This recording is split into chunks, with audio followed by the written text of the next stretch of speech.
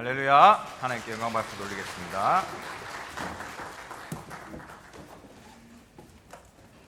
이번 한 주간 그의 나라와 그의 의를 누리라는 그 기도를 하라는 말씀을 주셨습니다. 우리가 예배가 안 되고 영적으로 힘이 빠지면 뭔가 모르게 짜증나고 신경질이 난다 했습니다. 그렇지만 우리가 정말 영적인 것을 회복하고 예배를 참으로 회복하게 될 때 회복이 되는 것이고, 또 우리가 정말 하나님 앞에서 되어지는 역사를 보려면 결국 237 시대 앞에 서서 우리의 삶이 전도와 선교에 연결되는 그의 나라와 그의 의를 구하는 그러한 인생이 돼야 되는 것입니다. 그래서 이번 주간 주신 강단의 말씀대로 정말 그의 나라와 의를 누리는 그러한 기도 속으로, 되어지는 기도 속으로 들어가게 되시기를 주님의 이름으로 축원합니다. 오늘 사도행전 20장 13절에서 16절 말씀을 가지고 237 5천이라는 제목으로 말씀을 나누도록 하겠습니다. 오늘 본문을 보면 바울이 어디론가 가고 있는데 천천히 갔다가 빨리 갔다가 별 의미 없는 본문처럼 보이는 그런 본문입니다. 근데 저는 이 본문 차례가 돼서 읽으면서 바울이 어떤 규례와 어떤 중심을 가지고 사역했는지 좀 볼 수 있었습니다. 여기 13절에 보면 다른 사람들은 배를 타고 가라고 해놓고 본인은 걸어서 육로로 가겠다고 했죠. 그래서 먼저 가 있어라, 거기 가서 만나자, 이제 그렇게 얘기한 거예요. 그렇다면 바울은 좀 천천히 갈 이유가 있었던 것이죠. 그런데 여기 16절에 보면 반대로 빨리 가려고 급히 갔다 그랬습니다. 아니, 어딘가를 가야 되면 계속 빨리 가야 되잖아요. 근데 어떨 때는 육로로 일부러 천천히 갔다가 또 어떨 때는 빨리 갔다가 그런 이제 바울의 모습을 볼 수가 있습니다. 왜 그랬는가? 우리가 절약하는 방법은 꼭 쓸 것에 쓰고 안 쓸 곳에 안 쓰는 것, 그게 절약하는 겁니다. 돈도 그렇고 시간도 그래요.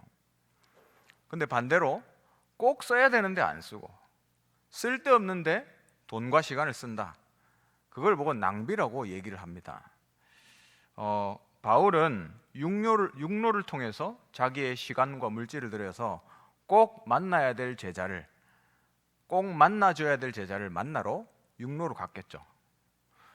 그런데 배 타고 빨리 패스한 그런 지역은 중요하지 않다는 말이 아니고 꼭 안 만나도 되는 그런 현장에서는 그냥 패스한 겁니다. 우리가 다락방 전도 현장에 계속 몸담으면서 또 현장 전도를 하면서 계속 훈련받은 게 그거잖아요. 이미 시스템이 세워지고 또 복음운동을 스스로 할 수 있는 그런 시스템이, 제자가 있는 곳은 이제 맡겨두고 빈 곳으로 다시 들어가라, 그래서 빨리 옮기는 것이 성령의 인도다, 그렇게 훈련을 받아왔지 않습니까? 그 이유는 전체를 다 돌기 위함이고요, 아직까지 복음 못 들은 기다리고 있는 현장들이 있기 때문입니다. 그래서 더 지체할 이유가 없는 거죠. 예를 들어서 우리가 상인동을 복음한다고 하면 상인동에 복음을 들은 동네가 있고 안 들은 동네가 있지 않겠습니까? 그러면 안 들은 동네, 또 안 들은 사람들을 위해서 집중하는 것이 당연히 해야 될 일입니다. 대구 전체를 두고도 그렇고요, 또 대한민국 전체를 두고도, 그리고 멀리 더 나아가서는 선교를 두고도 집중해야 될 곳이 있고, 또 이제 다른 데로 옮겨가서 이제 맡겨두고 옮겨가야 될 또 현장이 있겠죠. 그런 것이 바로 바울이 가졌던 규례고, 바울이 가졌던 한마디로 얘기하면 성경적인 전도와 선교의 방법입니다. 오늘 이제 제목이 237과 5천인데요, 제가 거추장스럽게 뭘 하는 걸 굉장히 싫어하는 성격인데 가만 보니까 제가 수요예배 때 그 PPT를 제가 제일 많이 하는 것 같아요. 근데 원래 저는 그런 걸 별로 좋아하지 않습니다. 근데 이제 5천 종족 메시지가 떨어지고 그렇게 하면서 제가 다민족 사역자고 또 이 부분을 섬기고 있으니까 그게 무엇인가 공부를 해야 되겠더라고요. 그래서 공부하다 보니까 이거는 여러분들과 좀 나눠야 되겠다 생각이 들어서 오늘 거추장스럽게 PPT를 준비했습니다. 237과 5000인데요. 네, 오늘 준비된 PPT를 좀 띄워주시죠. 네, 237, 5000. 예, 다음요. 네, 여러분 이게 좀 보이십니까? 지난 선교대회 때도 이런 비슷한 영상을 한번 보여주시던데 이게 세계 지도잖아요. 근데 여기에 많은 점들이 있죠. 그 점들이 뭐냐면 종족들을 얘기하는 겁니다. 근데 여기에 종족들을 다 표시하지는 않았고요. 종족들을 다 표시했는데 같은 색깔로 표시하지 않았습니다. 그 이유는 각 종족마다 복음화가 된 종족이 있고 복음화가 안 된 종족이 있기 때문인데요.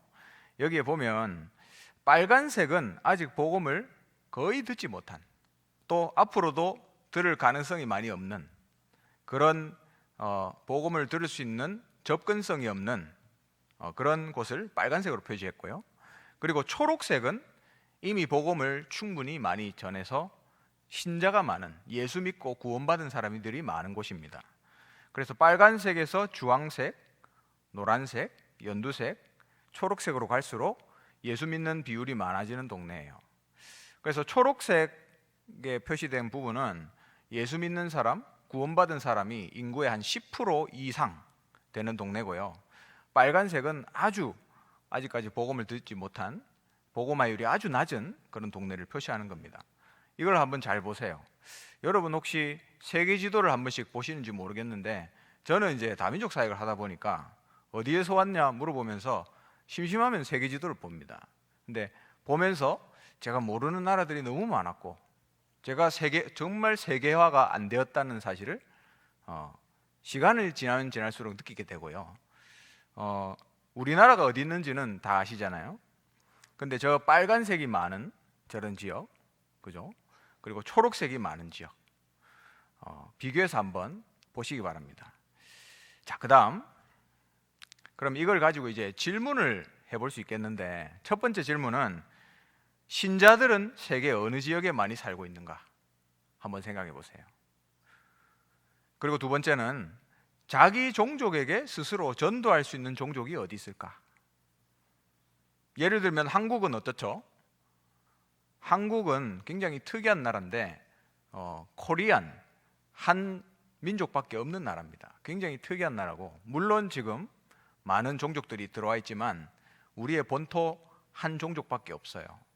그러면 한국에는 많은 복음화 된 사람들이 많기 때문에 스스로 같은 종족 다른 사람에게 복음을 전할 수 있는 종족이죠. 그리고 세 번째, 다른 종족이 복음을 전해줄 기회가 있는 종족. 그러니까 종족은 다르지만 복음을 들을 수 있는 기회가, 다른 종족이 와서 복음을 전해줄 수 있는 기회가 있는 종족이 어딜까? 예를 들어서 미국에는 135개 국가가 돌아서 살고 있고 종족으로 따지면 500개 이상이 되는 종족들이 산다고 합니다. 그럼 거기에 예수 믿는 사람들이 많잖아요. 그럼 그 안에서 다른 종족에게 복음을 전해줄 기회들이 아주 많은 나라예요. 그런 미국 같은 나라들이 바로 3번에 해당합니다. 그러면 4번, 네 번째 보세요. 다른 종족이 복음을 전하러 올 수 없는 종족. 이제 여기가 어딜까? 이게 바로 5천 종족과 비슷한 얘기가 되는 겁니다. 아까 전에 보셨다시피 빨간색이 많은 동네 있죠? 아무래도 빨간색이 많은 동네에서는 4번에 해당하지 않겠는가 이렇게 생각을 해볼 수가 있습니다. 그래 놓고 마지막 질문, 그러면 지금 우리가 선교하는 곳이 어딘가? 우리가 집중하고 있는 곳이 어딘가? 생각을 해봐야 되겠죠? 네, 다음입니다. 네, 이번에 선교대회에서 237 시대 앞에 서라 말씀 주시면서 237 나라 5천 종족 이 메시지를 주셨죠. 237 나라는 이제 저희가 하도 많이 들어서 조금 감이 옵니다. 목사님 말씀하시기로 은행 거래가 되는 나라. 원래 237개보다 더 많은데 은행 거래가 되는 나라가 237개 정도 된다. 코카콜라는 이거보다 더 많이 들어가 있다고 합니다. 그러면 이제 237이 이해했고 5천은 무엇이냐? 그냥 넘겨서는 안 되겠죠. 다음. 그래서 오늘 5천 종족이 뭔가를 좀 생각해보고, 이거는 제가 만든 것이 아니라 제가 공부해서 여러분과 함께 나누는 시간입니다. 다음. 5천 종족은 저는 이렇게 생각합니다. 5천 종족이라는 메시지가 떨어졌을 때 이제는 선교를 갱신해야 될 시간표가 온 것이다. 그렇게 말씀을 깨닫게 됐습니다. 예수님께서 마태복음 24장 14절에 이 천국 복음이 모든 민족에게 증거되기 위하여 온 세상에 전파되리니 그제야 끝이 오리라 그랬죠. 근데 그 말씀은 70억 전 세계 인구에게 모두 복음을 다 전해라는 말은 아닙니다. 모든 민족에게 복음을 전하라는 말이지 다 전하라는 말은 아니죠. 하나님은 선택적으로 구원을 하시는 분이시잖아요. 그러면서 로마서 15장 19절에 보니까 그리하여 내가, 이게 바울의 고백입니다, 예루살렘으로부터 두루 행하여 일루리곤까지 그리스도의 복음을 편만하게 전하였노라. 여기서 편만하다는 말은 조금 이해가 안 될 수도 있는데 충분히 전했다 정도로 해석할 수 있습니다. 충분히 전하였노라. 충분히 전했단 말은 이제 더 이상 거기 안 들어가도 된다 이 말이죠. 다른 곳으로 이제 옮겨가도 되겠다 이 말입니다. 또 내가 그리스도 이름을 부르는 곳에는 복음을 전하지 않기를 힘썼다 그랬습니다. 그냥 안 하면 되지 왜 않기를 힘썼다. 중복되지 않기 위해서. 이는 남의 터에 위에 건축하지 아니하려 함이라. 그러니까 바울의 규례는 그랬던 거예요. 충분히 복음 전하고 시스템이 세워진 지역은 빨리 패스하고 또 그 다음으로, 그게 시간을 절약하고 또 모든 선교적인 자원을 절약하는 길이니까. 그런 전략적인 차원에서 바울은 모든 현장에 전 세계가 다 복음 들어야 된다는 그 사실, 그 언약을 가지고 움직였던 것입니다. 다음. 세계 종족 수인데요. 이 숫자가 많아서 여러분 조금 헷갈리고 별로 관심이 없을 수도 있습니다. 혹시 오늘 이 237이나 5천에 관심이 없으신 분들은 그냥 주무셔도 됩니다. 그러면 주무시는 분은 제가 관여 안 하고요. 세계 종족 수가 17,400여 개 정도 된다고 해요.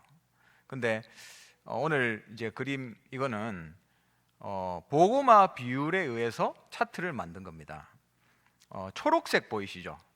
한 18.7% 정도 되는데 3,200여 개 되는 종족입니다. 이 종족 안에는 신자의 비율이 10% 이상, 아까 전에 우리 초록색 점들이 있었잖아요. 그 지역에 해당되는 종족들이에요. 그리고 반대로 빨간색을 보시죠. 빨간색은 7,400여 개 정도 되는데 전체의 42.5%나 차지를 합니다. 여기는 어떤 특징이 있냐면 예수 믿는 신자가 2% 이하, 그리고 동시에 범기독교라고 하면 가톨릭이나 정교회, 그리고 예를 들면 안식교나 이 모든 걸 다 포함하는, 성경 들고 물론 가르침이 다를 수 있지만, 가르침이 틀릴 수 있지만 성경 들고 있는 사람들을 범기독교라고 얘기합니다. 그러니까 5% 이하의 범기독교 인구를 가지고 있으면 미전도 종족으로 분류를 한다고 해요. 이거는 제가 만든 게 아니고 선교계에서 만든 개념입니다. 2% 이하 신자가, 그리고 예수 믿고 구원을 안 받았지만 나는 크리스찬이라고 하는, 그렇게 자칭하는 사람들이 5% 이하인 종족이 미전도 지역이에요. 종족이에요. 그러면 그 중간에 노란색 보이시죠? 저기는 2% 이하의 신자가 2% 이하고 범기독교가 50에서 100%, 굉장히 많은, 자기는 크리스찬이라고 얘기하는 사람들이 굉장히 많은 지역입니다. 예를 들면 필리핀이나, 그렇죠, 천주교가 굉장히 강하니까 중남미도 아마 이런 지역에 해당할 거예요. 유럽 마찬가지입니다. 유럽에 온 친구들 만나보면 자기는 크리스찬이라고 이야기해요. 그러나 전혀 복음에 관심이 없습니다. 이런 지역을 얘기하는 거죠. 그래서 이렇게 전 세계가 구성이 되어 있습니다. 다음, 그럼 5천 종족은 무엇이냐? 아까 전에 미전도 종족은 7천 몇백 개였잖아요. 그럼 5천 종족이 무엇이냐? 유 목사님한테 제가 직접 물어보진 않았지만 자료를 찾아보니까 미전도 종족보다 더 안으로 들어가야만 만날 수 있는, 그러니까 더 복음 듣기가 힘든 그런 그룹이 있다고 해요. 그걸 보고 프론티어 피플이라고 합니다. 그래서 이게 정확한 번역이 없어서 그냥 전방 종족이다, 제가 그냥 이름을 대충 붙였는데 이거는 그냥 공식적인 건 아니고요. 그래서 전방 종족이 한 5,044개 정도 있답니다. 아마 이것을 이야기하는 것이 아닌가. 다음에 유 목사님이 아니라고 하면 제가 수정하겠습니다. 근데 아마도 이걸 얘기하시는 것이 같다는 생각이 듭니다. 다음, 5천 종족과 선교의 재조명, 선교계에서 얘기하고 있는 부분입니다. 다음, 그래프가 많이 나오니까 집중해서 보셔야 이해할 수 있습니다. 세계 기독교인 인구 비율이 지금 그래프와 보시는 바와 같이 되어 있습니다. 중남미 현장을 보니까 굉장히 많은 퍼센테이지의 범기독교인들이 살고 있습니다. 그러나 아시다시피 가톨릭이 대부분이죠. 그래서 진짜 신자의 비율은 그에 비해서 많이 적습니다. 그리고 북미 태평양, 여기는 캐나다, 미국, 그리고 태평양 바다의 모든 섬들, 호주, 뉴질랜드 이런 데를 다 포함하는 지역이에요. 거기도 범기독교인 인구가 굉장히 많죠. 그리고 유럽, 제가 아까 말씀드렸죠. 많은 사람들이 크리스찬이라고 하는데 사실 초록색 부분을 보세요. 이 초록색 부분이 진짜 예수 믿는 사람인데 범기독교인은 많지만 진짜 신자는 굉장히 적죠. 그래서 저는 유럽에는 정말로 복음운동이 다시 일어나야 된다, 그렇게 느껴졌습니다. 그리고 비이슬람 아프리카 국가들, 북쪽 아프리카가 이슬람이 많죠.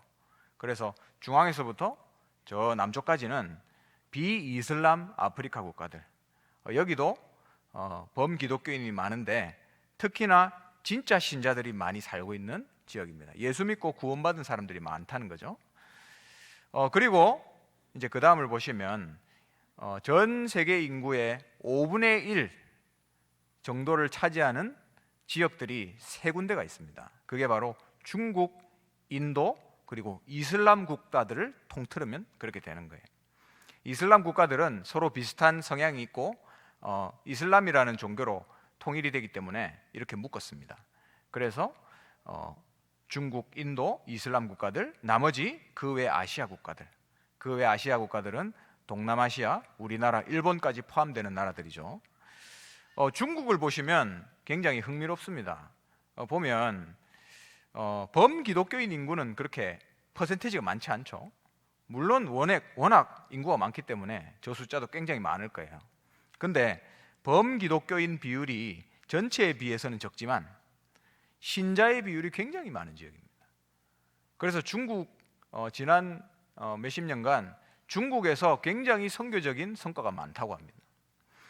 그리고 이슬람 국가들을 보죠.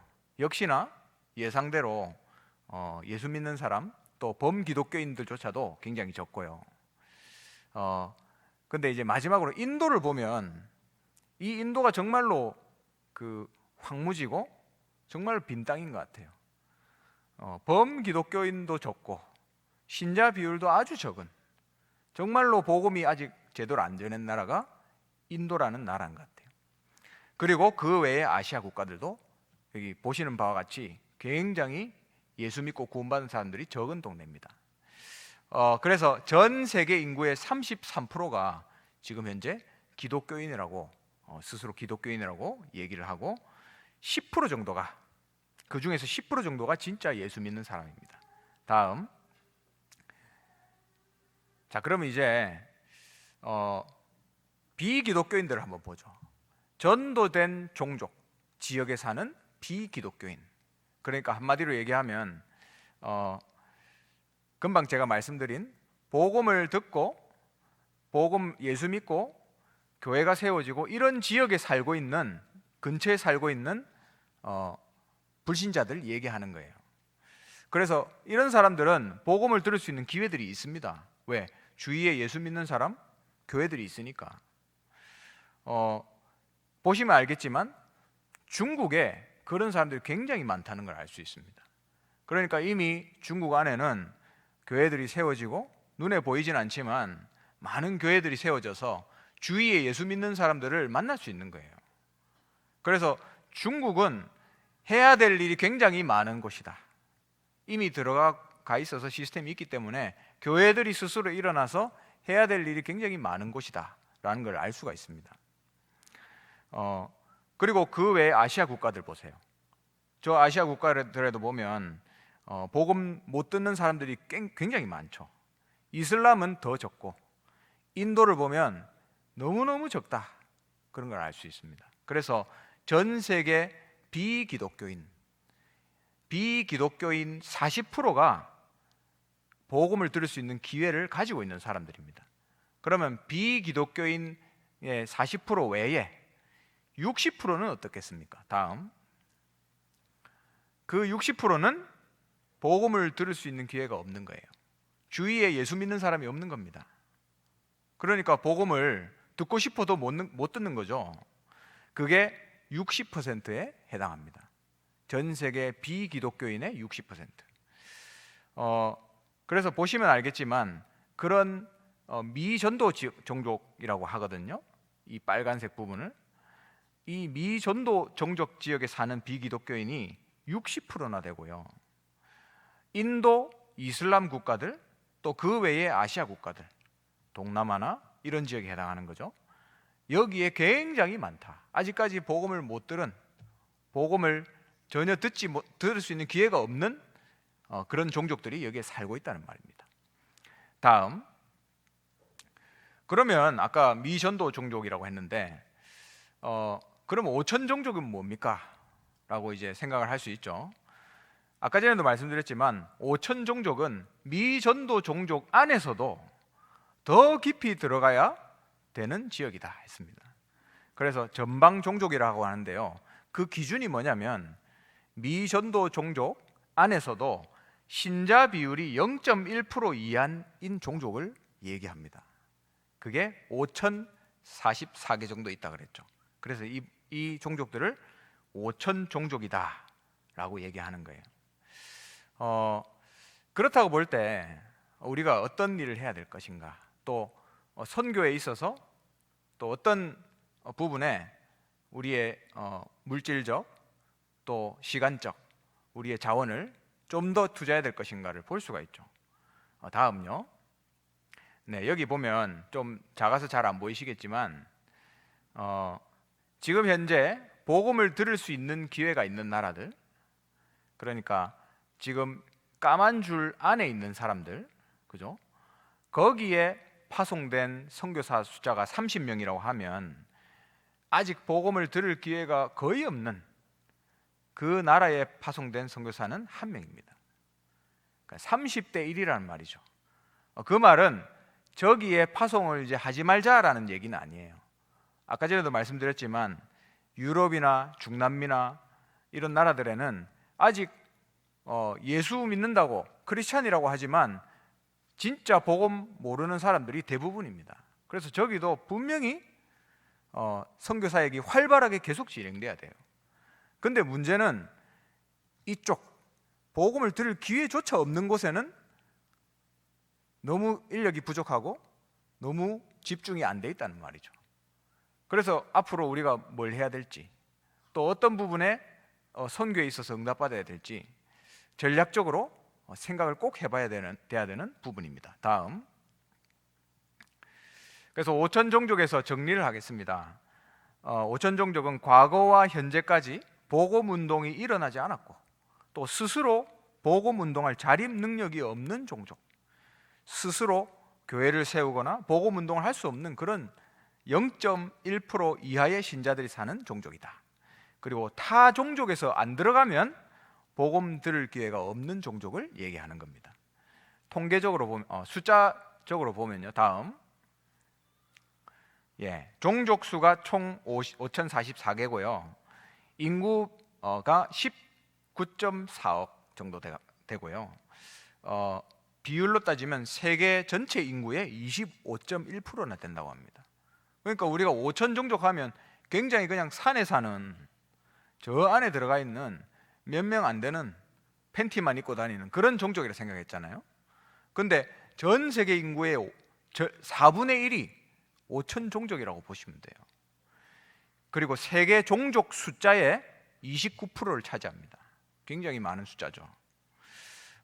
종교적으로 보면 인구로 퍼센트로 따지고 봤을 때 97.3%가 힌두교나 무슬림이라고 해요. 이쪽 지역 사람들이. 그러면 이제 알 수가 있죠. 왜 선교사가 많이 파송되지 않았다는 걸 알 수가 있죠. 여기에는 선교사가 파송되기가 굉장히 힘든 지역이다 이 말입니다. 그러면 우리가 앞으로 예수님의 명령, 모든 민족에게 복음 전하라는 그 사명 앞에서 이 부분들을 어떻게 인도받고 해결할지, 하나님의 명령을 따라갈지 생각을 해봐야 되는 겁니다. 다음, 그래서 5천 종족 복음화에 대한 전략 포럼 그랬는데, 이것도 제가 수립한 전략은 아니고 지금 현재 나와 있는 부분들을, 선교계에서 이야기하는 부분들을 소개해 드리는 겁니다. 다음, 첫 번째가 서남아시아입니다. 저희 다민족부에도 서남아시아가 있는데요, 서남아시아 예배도 드리고 있거든요. 근데 몇 명 없어요. 근데 비율이 적고 그 서남아시아 예배가 얼마 없다고 해서 중요하지 않은 예배가 아니잖아요. 저는 이번에 5천 종족을 공부하면서 저 몇 명 안 되는 저 친구들이 정말로 중요한 사람들이구나 다시 한번 깨닫게 됐습니다. 이거는요, 전 세계 지도를 이제 인구 비율에 맞춰서 다시 이렇게 만들어 본 거예요. 그러니까 저기 보면 서남아시아 굉장히 뚱뚱해졌잖아요. 그 뚱뚱해진 나라에 아까 5천 종족이라고 말씀드렸는데 5천 종족 중에서 72%가 서남아시아에 집중되어 있습니다. 아까 표에 보셨으면 아시겠지만 서남아시아는 8개국 정도가 됩니다. 얼마 안 되죠. 인도, 파키스탄, 네팔, 방글라데시, 부탄, 그리고 아프가니스탄, 몰디브 이런 나라들입니다. 72%나 된다고 해요. 그리고 그 다음이 중앙아시아. 여러분, 중앙아시아가 어떤 나라들입니까? 혹시 아세요? 키르기스탄, 카자흐스탄, 키르기스탄, 우즈베키스탄, 스탄 나라들 있죠. 그런 스탄 하는 나라들이 중앙아시아입니다. 거기에 종교가 뭐죠, 여러분? 모르십니까? 무슬림이잖아요, 무슬림. 지금 그 농공에서 우리 사역하고 있는 거기에 대부분 이제 중앙아시아 애들을 만나고 있거든요. 그러니까 이런 중요한 나라들이 우리 주위에 와 있는 겁니다, 지금. 그리고 중동 북아프리카, 그리고 중앙 서아프리카, 이런 순으로 많은 프론티어 피플들이 분포해 있다. 다음, 그래서 5천 종족 인구의 72%가 서남아시아다. 19억 중에 13억이나 된다고 합니다. 그러니까 서남아시아 선교 사역은 전략적으로 아주 중요한 부분이죠. 그리고 총 8개국이 되고요. 근데 인도, 파키스탄, 방글라데시만 커버할 수 있다면 거의 대다수를 커버한다고 해요. 그만큼 큰 나라고 인구가 많은 곳이기 때문에. 특히나 인도는 그렇습니다. 또 그 외에 아까 전에 말씀드렸던 중앙아시아부터 중동 아프리카, 동남, 동북아시아, 그 외에 나머지 나라들이 이 5천 종족에 포함되는 나라입니다. 다음, 이제 두 번째인데요. 이 부분도 이 컨셉도 이미 얘기되고 있는 거예요. 근데 뭐냐면 5천 종족 중에서 상위 인구 수로 봤을 때 상위 31개만 뽑았을 때, 그러니까 31종족이라죠. 이 31개만 뽑았을 때 5천 종족 전체 인구의 48%가 된다고 합니다. 그러니까 19억 중에서 9억이 이 31종족 안에 있는 거예요. 그러니까 굉장히 큰 인구가 큰 종족들을 얘기하는 거겠죠. 그래서 그 31개 중에 무슬림이 18개, 힌두교가 13개 종족이라고 합니다. 그러니까 결국 무슬림과 힌두교에 아직 복음 못 들은 종족들이 그렇게나 많다는 거예요. 다음, 그래서 그냥 한번 제가 캡처해 왔습니다. 한번 같이 보자고. 31개인데요. 니제르라는 나라, 아프리카죠. 그리고 그 다음 방글라데시, 파키스탄, 나이지리아, 우리 교회 나이지리아 성도님 계시죠. 모로코, 인디아. 밑에 있는 거는 나라 이름이고 그 바로 위에 있는 거는 종족 이름입니다. 다음, 파키스탄, 인디아, 파키스탄, 인디아는 인도죠. 인도, 파키스탄. 다음, 터키, 인도, 이란, 인도. 다음, 인도, 파키스탄, 인도, 우즈베키스탄. 여러분, 중앙아시아 중에서 우리나라의 인구수가 제일 많은 게 우즈베키스탄입니다. 우즈베키스탄 사람들 많이 만날 수 있어요. 굉장히 전략적으로 중요한 사람들이죠. 다음, 그리고 예멘, 인도, 그리고 중국. 여기 이 사람이 그 위구르족이라고 아시죠? 신장 쪽에 있는 저 서쪽에 있는 위구르족입니다. 중국, 그리고 인도, 그리고 마지막 다음, 또 인도. 그렇게 해서 인도가 16개, 그리고 파키스탄이 5개, 방글라데시가 하나, 중국이 2군데, 우즈베키스탄, 터키, 이란, 예멘, 니제르, 나이지리아, 모로코. 그래서 인도부터 방글라데시는 서남아시아고요. 중국, 우즈베키스탄은 아시아 쪽이죠. 터키, 이란, 예멘은 중동이고, 그리고 니제르, 나이지리아, 모로코는 아프리카입니다.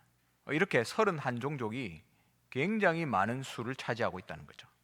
다음, 그리고 세 번째, 이제 마지막 부분인데요. 디아스포라를 통한 전도. 이게 이제 쉽게 얘기하면 다민족 사역입니다. 전 세계 이 5천 종족이 18억이 있다고 하는데 그 중에서 3% 되는 5천만 명이 전 세계 디아스포라로 파송이 돼 있다고 합니다. 근데 제가 찾은 자료에 보면 그렇기 때문에 이것도 힘들다라고 얘기해 놨더라고요. 근데 저는 반대로 생각했어요. 그렇기 때문에 가능하다. 3%밖에 안 되지만 거기서 한 명이라도 있으면 괜찮은 거다. 그리고 한 명도 안 올지라도 그 밑에 보시면 우리가 종족의 문은 다 열 수가 없어요. 저도 그렇다고 생각합니다. 종족의 문은 디아스포라 만나서 다 열 수 없지만 우리가 만난 그 한 사람이 들어가면 국경의 문을 열 수 있다.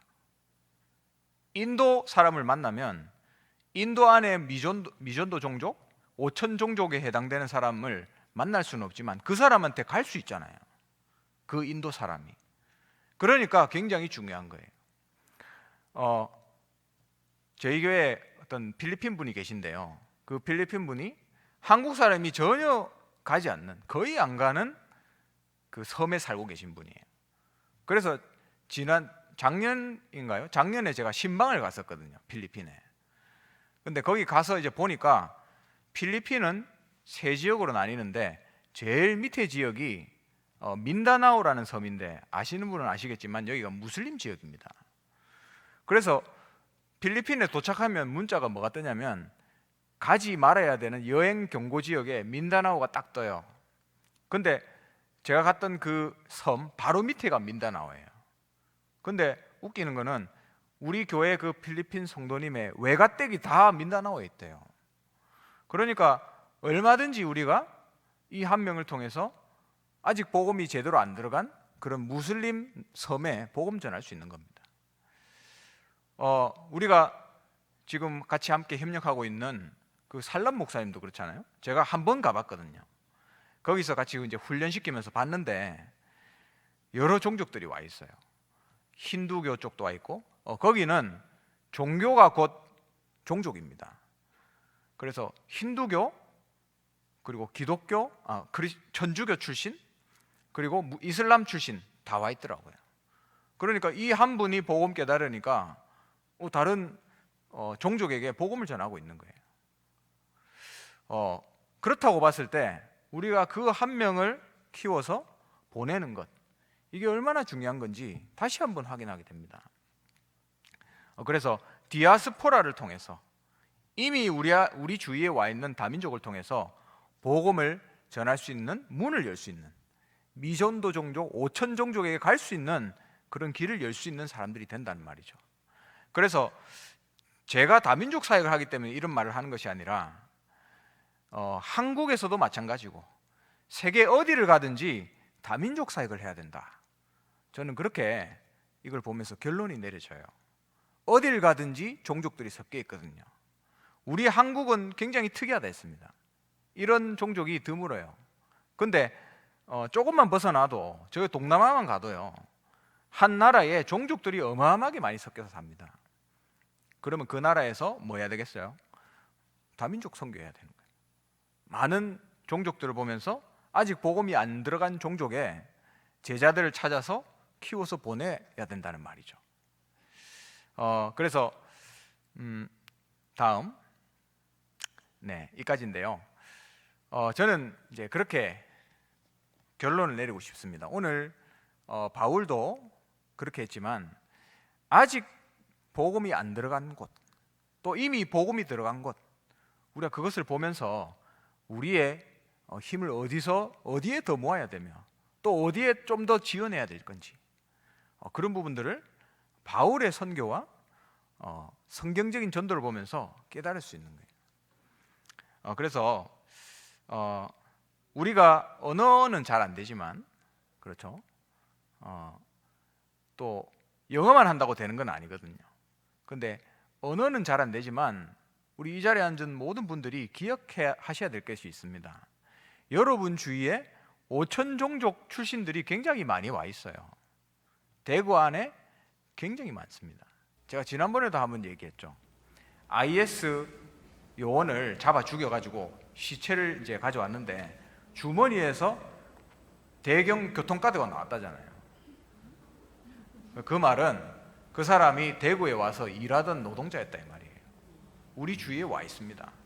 조금만 여러분이 눈을 뜨면 할 수 있다 이 말이에요. 그래서 5천 종족 멀지 않습니다.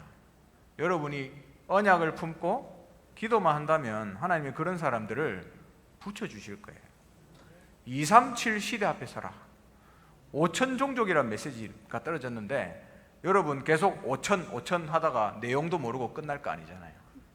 여러분 정말 이 언약을 가슴에 품으시고 진짜 여러분을 통하여서 한 명의 5천 종족 중에 한 명만 여러분이 살 수 있다면 여러분을 통해서 하나님이 아직까지 완성하지 않으신 그 하나님 나라를 건설하는 일에 여러분이 쓰임받게 되시는 겁니다. 그 축복의 주역으로 서게 되시기를 주님의 이름으로 축원합니다. 기도하겠습니다. 하나님 은혜 감사합니다. 우리가 부족하지만 우리의 모든 것을 들여서 하나님께 237과 5천 종족 복음을 위하여서 언약을 붙들고 달려갈 수 있도록 우리에게 은혜를 더하여 주시옵소서. 하나님 오늘 말씀을 통하여서 237 시대 앞에서는 그 언약을 붙들게 하시며 아직도 복음이 한 번도 전해지지 않고 태어나서 한 번도 복음을 못 듣고 죽어가는 저 5천 종족 살리는 귀한 일에 쓰임받는 우리 온 성도님들 될 수 있도록 주님 성령으로 함께해 주시옵소서. 감사를 드리며 예수 그리스도의 이름으로 기도드립니다.